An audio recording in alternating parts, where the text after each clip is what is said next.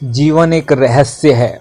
जैसे जैसे जीवन एक रहस्य है, आप उसमें जितना खोजेंगे उतना एक नया रास्ता निकलता हुआ आएगा। कम से कम 3 करोड़ रास्ते हैं, जिसमें अलग ही अलग अलग ही अलग अलग ही अलग अलग ही अलग।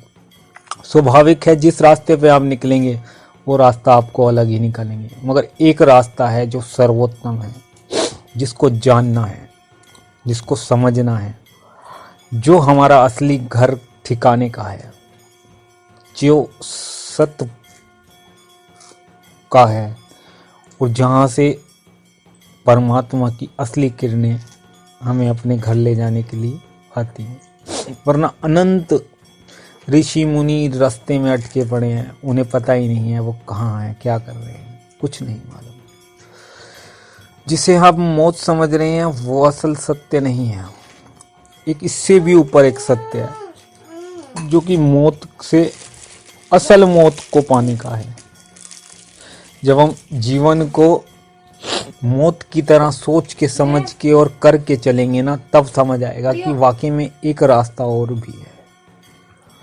वही सत्य है परमात्मा का।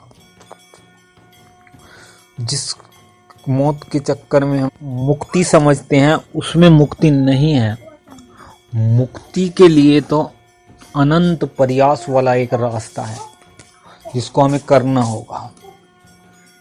अगर हम यहाँ से मौत होकर के भी जाएंगे तो फिर हम अपना नया जन्म में ही खोजेंगे। ये एक ऐसी पोशाक है जिसको हमने मौत का रहस्य है, जो हमें अनंत जन्मों की यात्रा ही कराता रहेगा। और अगर इससे बचना है, क्योंकि अब अगर हम सोचते हैं कि मौत अगर हमारी आ गई तो हम मुक्त हो गए, ऐसा नहीं होगा।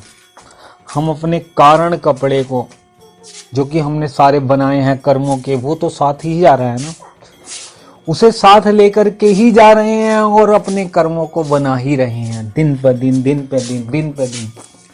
जितने कर्म साथ गए, लोग सोचते हैं यहाँ पर मौत हो गई तो छुटकारा मिल गया, ऐसा नहीं है। जो छोड़ा, बस एक चीज छूटी है, वो है शरीर।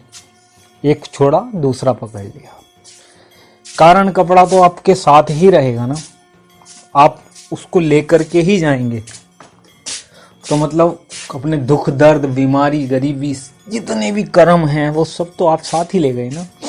अब उसके हिसाब से चेक होगा, यमराज भी चेक करेंगे उसको। मतलब हमने कुल मिलाकर के गंध ही बोया था और गंध को साथ लेकर के ही जा रहे हैं। मौत छुटकारा नहीं है। जीवन को जीने की कला को सीखना है, जिस वजह से हम यहाँ भेजे गए हैं। एक रहस्य में से उसको खोज करके अपने मालिक को पा करके और इस जीवन की मुक्ति का कारण बनना है। सत्य मुक्ति वो है, तो उसको कैसे खोजोगे, कैसे पाओगे? क्योंकि जिंदगी तो एक रहस्य बन चुकी है ना। जहाँ देखते हैं वहीं कुछ अलग है, जहाँ देखते हैं वहीं गड़बड़ है। जहाँ भी देखो एक गड़बड़ है, क्योंकि कहीं कलयुग है, कहीं माया है, कहीं कोई इच्छाओं के कारण बंदिश में है।